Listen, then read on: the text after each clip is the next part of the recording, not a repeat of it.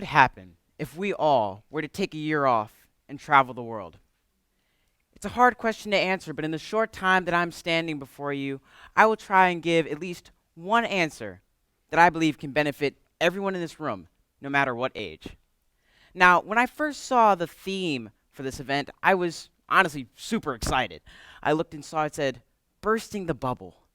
So many ideas were swirling around in my head that it was hard to narrow it down to one. And as I frantically jotted down notes, it hit me when I was in my Rome, Italy hotel room. Traveling. It was at that specific moment I realized, in the words of Dorothy from The Wizard of Oz, I wasn't in Kansas anymore. I was in a completely different country where the culture, the traditions, the rites, the rituals, I had no idea about. I was a foreigner, and they were the natives there. It was, in kind of a good way to put it, a reality check. My experience is an experience which a lot of people who have traveled can most likely relate to. It's that jolt from life that says, hey, you're the only thing in the world. The world is a lot bigger than you think it is. So now for a quick survey, how many of you have traveled on a missions trip, whether with a church or any other organization that offers that kind of program? Awesome. Now, how many of you have seen the CNN Heroes series, which tends to document the lives of people living in other countries doing great things around the world? Awesome. So you can see how, and I figure you'd presume, speaking to a Costa Rican farmer or a Pakistani factory worker would be a lot different than seeing it on TV. Believe me, I love television. Television is one of my favorite media outlets, but nothing comes close to true face-to-face human interaction. Humans are genetically social creatures. We're, in our DNA, supposed to interact with others, and so when we don't interact with others, it creates isolationism. Isolationism is the bane of human existence because it has us create opinions that obviously aren't true because we have no other side to tell us these opinions aren't true. And sadly, a lot of people in the world are victims of isolationism. And it's not even to say that it's a bad thing. They're just simply ignorant to the plights of others. I've met far too many people in my life that are quick to assume foreigners are here to just be lazy and mooch off the United States government and live off of our hard work. But I realized that's not the case. And a few years ago, my opinions changed greatly. When I went to Costa Rica in 2015 with the St. Christopher's Rising Freshman service trip, I was a 5-foot, fresh out of middle school kid who thought I was the center of the world. And it turns out I couldn't have been more wrong.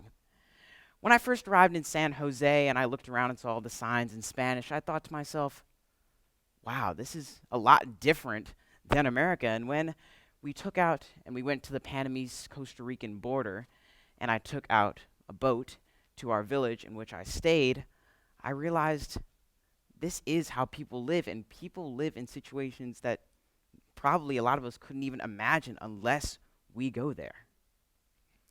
Now, when I stayed with a host family, which was personally my highlight of the trip, I didn't know what to expect. These are people who, of course, I had never met before, and I would be practically living with them for about 5 days. And there were about 4 people in this family, and it was headed by this main person who was the father. And when I looked at and saw what he did, he would get up an hour before sunrise, and he wouldn't go to bed until about midnight our time.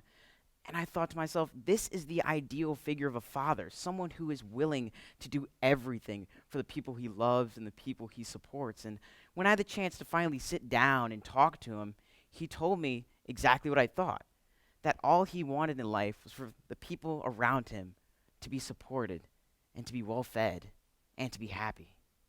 It burst my bubble of ignorance. I realized that, no, as a foreigner, he's not lazy. He's not someone who doesn't work. He's someone who works probably a lot harder than some people in America do. And it made me think that isolationism is a huge problem that I've been ignorant for far too long. I may never meet that man again, but if I were, I would tell him thank you for all that he's done, for teaching me about the wonders of the rainforest and teaching me about the ancient fables and myths and My favorite, how to shoot the breeze in Spanish. To delve into another quick story, I went to Rome, Italy for exterm this year with St. Christopher's, and during a couple of the days, we were allowed to go in trios and groups and explore the city of Rome. And I love Rome because Rome is so inviting and warm, and it feels like everyone there is willing to give a smile and have you come in and try a slice of pizza or a little bit of pasta, which made me very happy. And for me, I love music. A lot of you may know that, but when I traveled to Rome, I thought to myself, I'm going to go at least one Italian music shop and see if they're any different than the ones in the United States. And so I searched street corner and street corner, and when I finally came upon a music shop in Italy, I struck up a short conversation with the shop owner. I couldn't understand much of what he was saying, but then he began speaking in a language that needs no words. He began speaking with music. Music is a universal language because no matter what language you speak orally, you can feel music and you can feel the emotions that people present with music. When he played a short piano sonata for me, I thought to myself that how does this person who I've never met before share this same level of passion for music that I do? And so when I came over and played a short waltz, I felt that I wasn't good enough because I was simply in awe of how amazing this guy was at music. Now, I don't tell these stories to share a political motive or to make you feel sad that you aren't traveling or to get you to immediately go traveling. I'm simply telling you these stories because I just want you to think for a moment. Think about going out and traveling because I believe every single one of you can share these experiences that I did. And we can break old habits and create bonds that, even though you may never see them again, will last a lifetime. We should create programs that allow people to travel. Maybe for months-long programs, we can have it so you work to pay off the expenses of your travel and your hotel billings. But, of course, that's a far-fetched theory. So if you have the time to take a semester abroad or go travel for the summer or spring break, I say do it.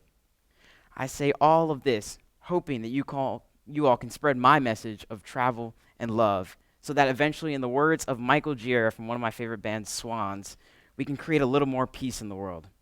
So to go back to the original question of what would happen if we all took a year off, I can answer it simply. We can take small but necessary steps to create peace in our world. Thank you all, and have a good rest of your evening.